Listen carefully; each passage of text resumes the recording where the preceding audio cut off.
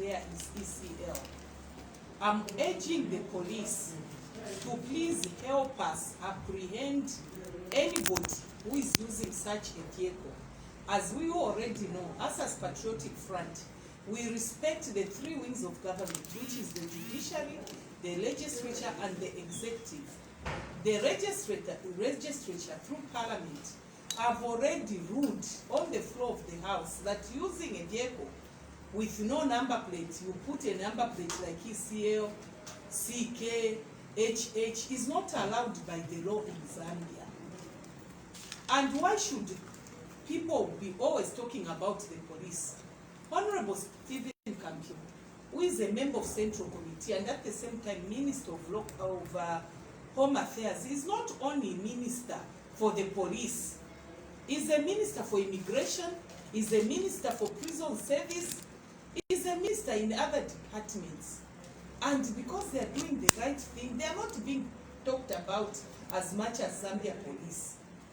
Honestly speaking, you know that even as a party, we have not allowed anybody to be using a number plate ECL. You let them pass through the roadblocks.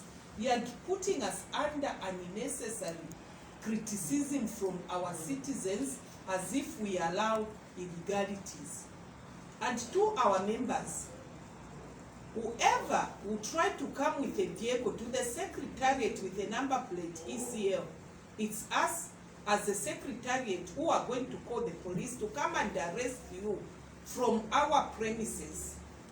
Never should you try to come with the ECL number plate to our secretariat. If the police allow you, I don't know what law they are using, use them on the roads where the police have the jurisdiction to arrest you. Secondly, again on the police, you have seen, today I'm receiving a very important person, our brother, who has defected from the UPND. I will not go into details. He will speak for himself, the positions he has held in the UPND. And I can assure you, the UPND are shaken today to see this defection. Under normal circumstances, this person is not a small person in the UPND. We could have called even the province, the district to come and receive him. But because we know we are living under very difficult circumstances, we are living under the health guidelines of COVID-19. As a responsible leader in the PF, I just had to call you as the media, because I know you are going to disseminate information across the country and people are going to know. I don't know why the police are letting people in COVID when we have health lines. If it's me who is holding a press briefing, I call Chitintango Bechabantu at the secretariat. Come and arrest me if I've broken the law. We saw with dismay the crowds which our Honorable Member of Parliament, who is a provincial minister in Lusaka, Bowman Lusambo, pulled on the copper belt. That's not under the new norm. You as police, what are you doing? Are you scared of arresting us as leaders? We saw the same with our Minister of Education. When we have a high number of people dying from COVID in Mufrila, you go and have such a crowd. Police, help Honorable Kampiongo and save his name. I'm sure he's not issuing you instructions not to arrest us leaders when we break the laws. Nobody is above the law. And I challenge you, if you see me as Deputy Secretary General Mumbipiri breaking the law, come and arrest me. Next time, don't spare anyone. Be it Honorable Bowman Lusambo, be it whoever, be it Honorable Brian Mushimba. If he breaks the law, especially over COVID, arrest them so that you show us an example. And I'm sure the people of Zambia are going to have confidence in you. The president has talked over and over again. But police, as you did at the magistrate courts, where you beat our PF members for breaking the law, do the same to us leaders when we break the law. At this moment, Let me invite the person we are receiving today. Sure. Thank you very much. Good morning. Is it morning or afternoon? It's morning. It's morning. Good morning, ladies and gentlemen. My name is Moonga. Moonga is it's a brand name in politics. I started politics straight from high school. First, I was just an activist that belonged to. I did not belong to partisan politics. My line of activism was purely by phoning in radio stations, which I found was a platform for me to participate in the governance issues of our country. Through that, few people identified me and invited me to start practicing partisan politics, and that's how I joined the UPND. By the way, when I say people, once morning after my contribution on Moonga radio, I just received a phone call that was on a strange number, and the person that phoned me was Mr. Hakainde. He introduced himself and went on to encourage me that he has been following my contribution and the views that I espouse, my activism. And he invited me if I could go to his house so that together we can plan how best I can be more useful in the political atmosphere and the life of our country, which I did. I looked for his house. That time he was still in Kabongo. That was the beginning of my political journey on the path of the UPND. I formulated a number of callers, which we ended up calling the Sky Forum. We even ended up coming up with a committee. That committee, we would, from time to time, because we needed to share an agenda that was common from all of us, we needed to advocate a certain line of advocacy in our politics. And of course, it was to sell the UPND, which at that time didn't enjoy enough media coverage from mainstream media. So we found a radio platform as a platform enough for us to advance the cause of UPND. Within that framework, we were busy anyway. Part of the conflict, my victim was my mother here. She was member of parliament from Nali, and she's a victim of my brutal political activism. We were at each other's neck anyway. Up until UPND and PF formed an alliance. That's when we turned down and we reconciled. Later on, she became my mother. At a time, she was arrested with Honorable Jenny Gapata for honking. I called the team of callers, my colleagues that called radio stations to visit them in the hospital. To us, we realized that beyond politics, we are human beings, and being human beings, we are Zambians. That was a strange headline for us. Moving on, I served in UPND various positions. I was Munali Constituency Youth Chairman for 4 years. From there, I operated from Secretariat in the Media Department.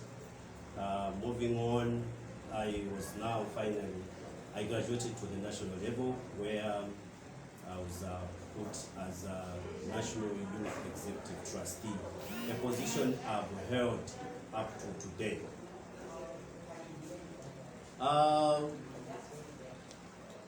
My reasons for leaving UPND are very clear. I have decided to practice politics of development. I've been with UPND for 17 years. During these 17 years, it's not a 17 years of happiness or smiles. It was 17 years of heavy sacrifice. We were just a small party that time that had lost members of parliament from the numbers that Anderson Mazoka left to 19 only in Southern Province. We needed to expand the party. And I was a boy that was seen to be a guy that could network with a team of youth leaders in the party to camp in Northwestern Province, Western Province, and Southern, because the strategy we had was, first shall we get hold of or consolidate our traditional stronghold. I participated in the formulation of structures in these 3 provinces strongly. Sometimes we would come for 4 months without getting back home. We come back, we present our reports. It is through this struggle of sacrifice that I have also learned the other side of politics. I started reflecting some good 2 years ago. I've been reflecting.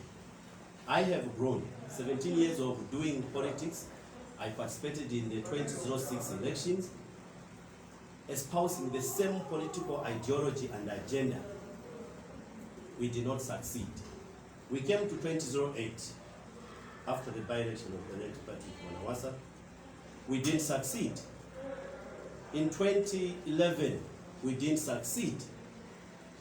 In 2015, after the sudden death of our late President Michael Sata, we didn't succeed. 2016, we didn't succeed.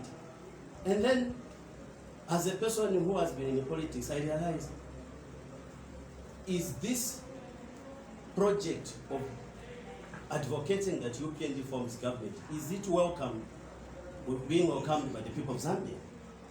What is it that we are missing? We have a man that is renowned in business.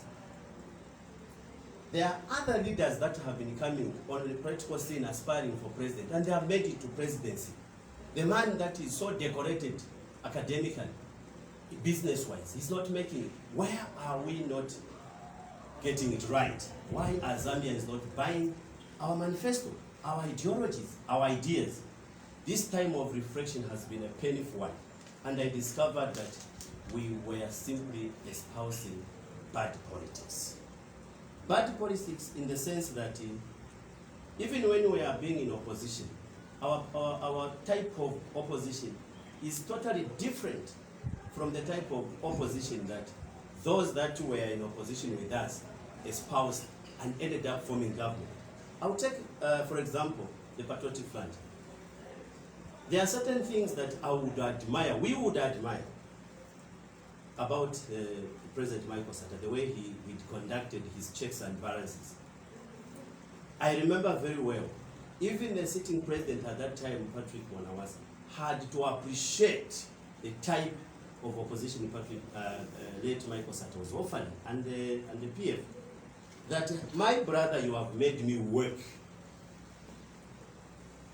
The type of opposition you are offering is making me work and not to rest, and that is how I've managed to deliver development. If I may ask you a question, you bring His Excellency Edgar Chagwalungu here. If you asked him, has your government benefited from the type of opposition that the main opposition leader today is offering? Do you think he will give a positive response? Why? Because as we speak today, we have what is seemingly or silently being classified as 2 images of citizens. And this is a message, Madam, I want to deliver to the President. This country, Madam, and the media, people of Zambia, has been classified in 2 classes of citizens. There is an annoyed citizen, very annoyed. And I want to tell you that until now, I belonged to that class. There is a group of citizens that has believed that from time immemorial, they are being excluded from the national leadership of this country. Don't blame them, neither should I be blamed for believing that way and harboring that anger. This is the message that a political platform had to formulate in order to consolidate its strength, is to make itself and those that believe in it to be victims of exclusion. If today you go to Southern Province, I'm from Southern Moonga, from Choma District. The feeling there is that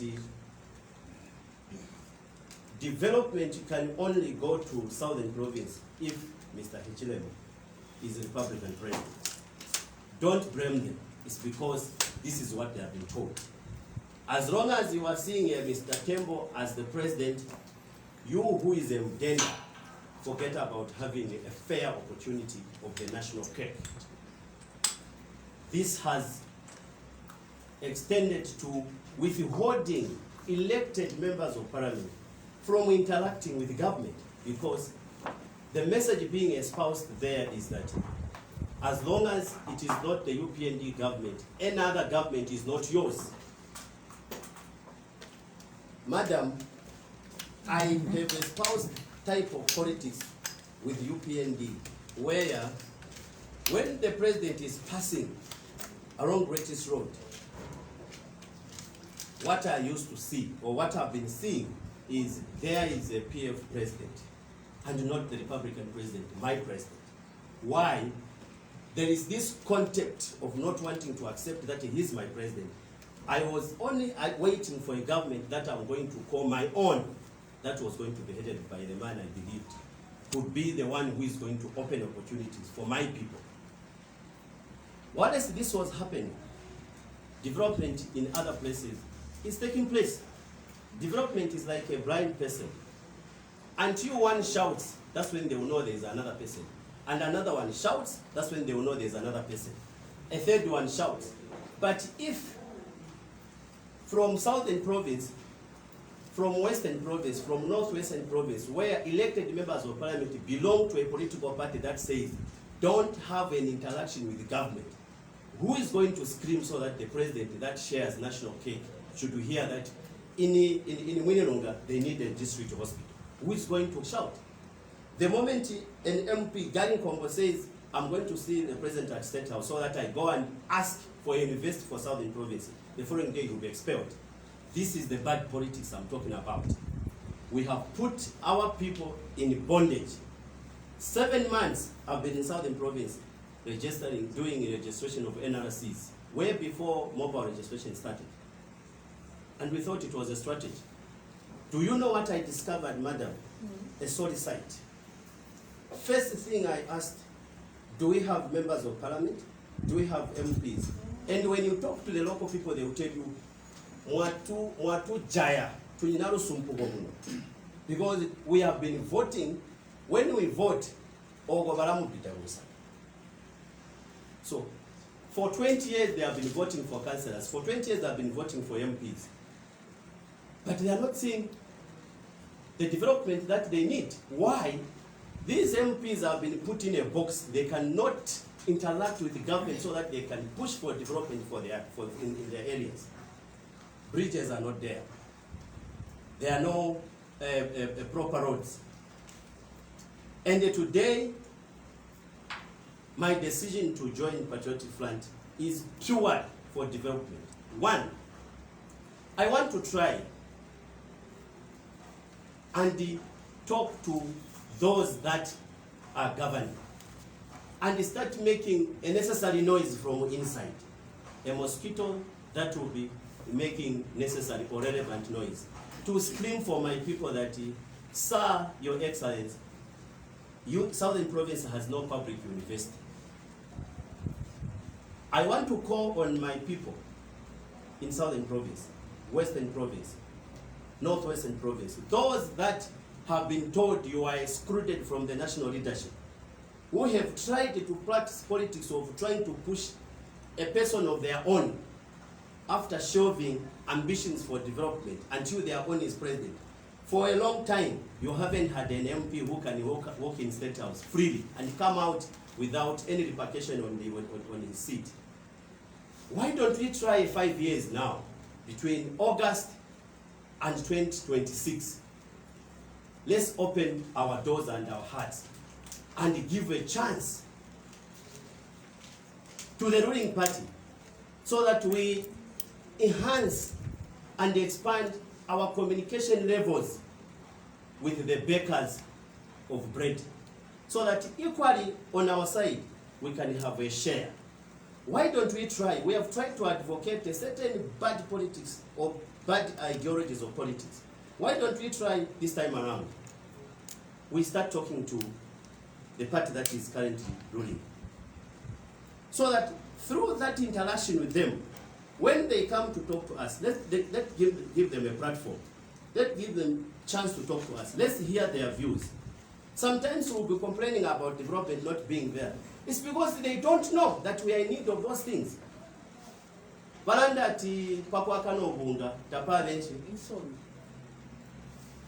If cabinet is sitting, they have approved projects,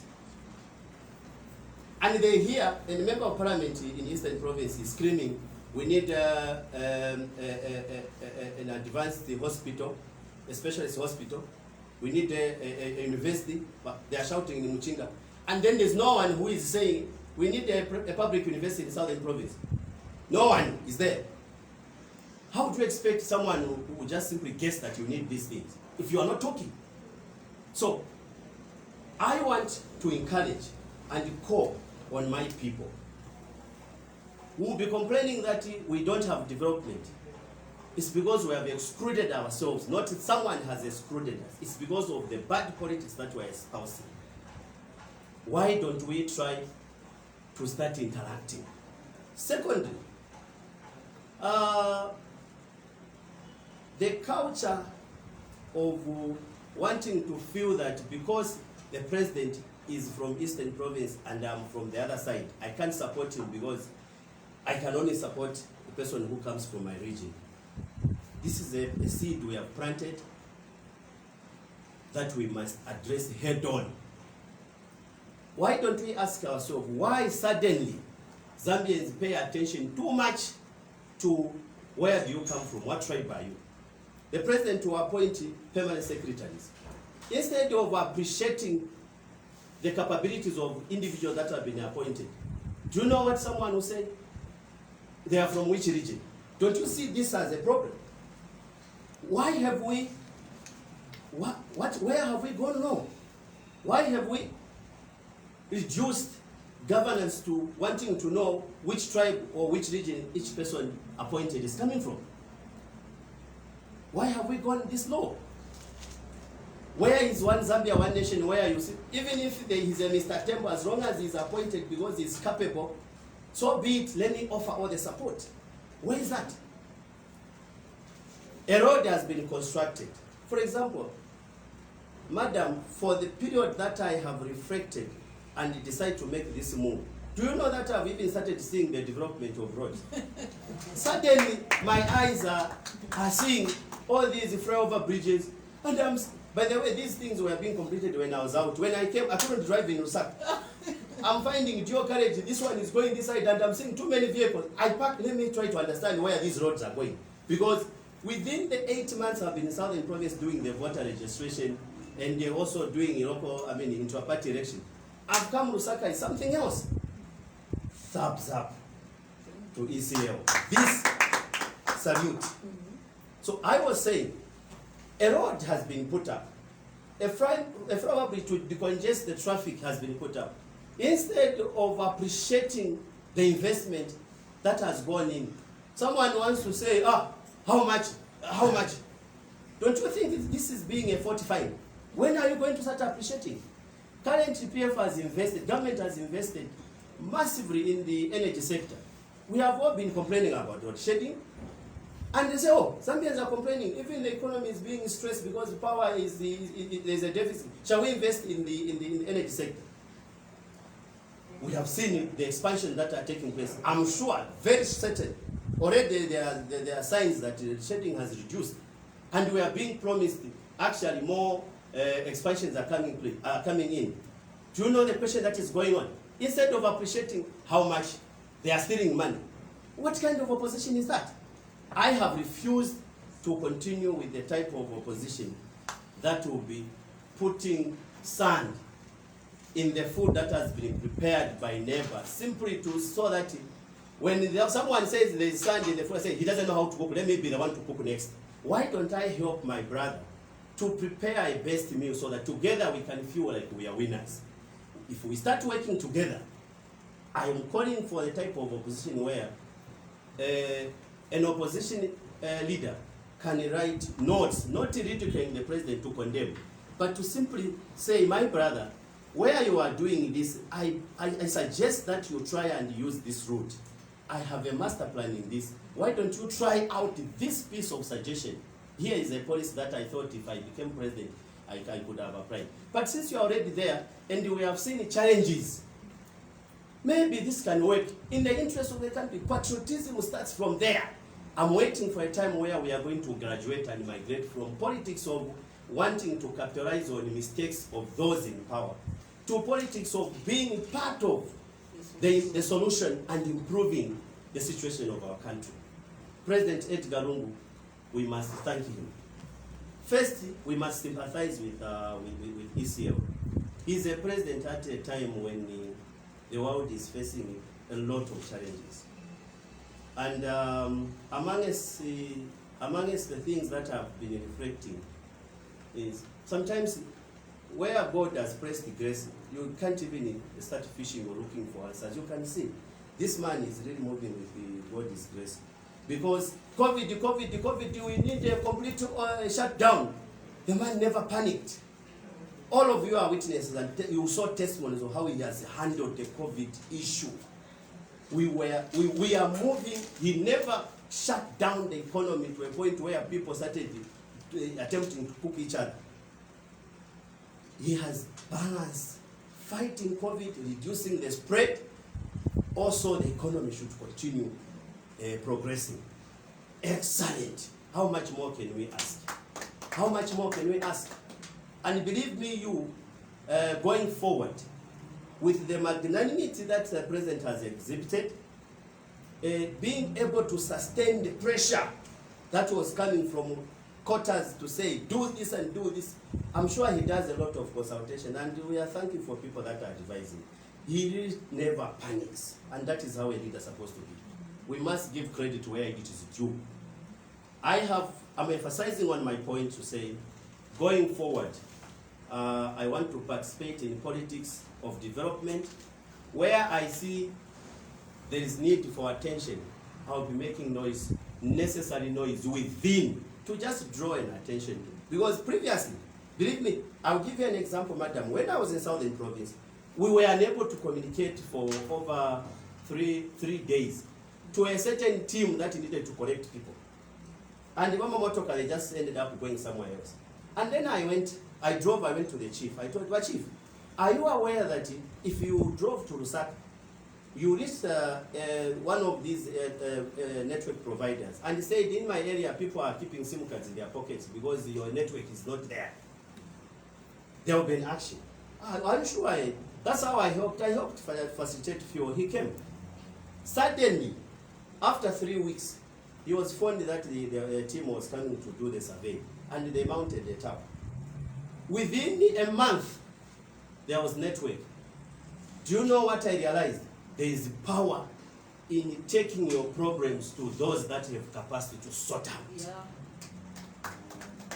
I'm advocating for a public university for Southern Province. There is only a private university there. Public universities, they are offering education to even those that are marginalized. I mean, those that are poor, those that feel they have no capacity, the vulnerable ones. The same way University of Zambia is offering capability in these public universities. So this noise must be made from within.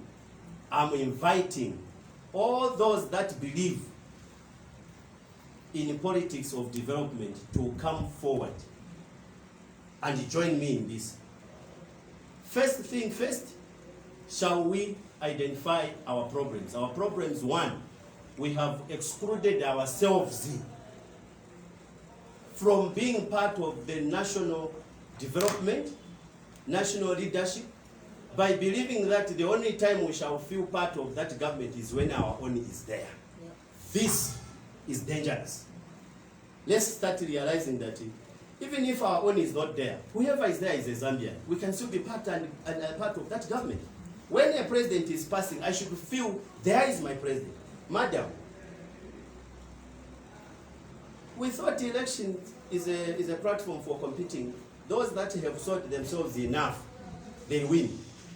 But you know, even where you have not sold yourself, the moment you don't perform well or you lose, you have to look for excuses. Already as we are going towards this, there are people who are already preparing their members to say this coming election has been rigged. So that when they don't succeed, they will say, hey, voter register has been tinkered, so we are eliminated from the end and all. This is also bad politics that is creating anger, because the moment you keep screaming that elections are being robbed, you are making a section of citizens to start hating those that may have made it, to start thinking that those are the ones that are blocking us. This is the anger I'm talking about. And the president of this country must, it's a request, must find a way he's going to help make citizens believe that the institutions that are governing this country, they belong to everyone. I was also of the view that when I see police officer, I see that this one is being trained to be beating UPND. When I see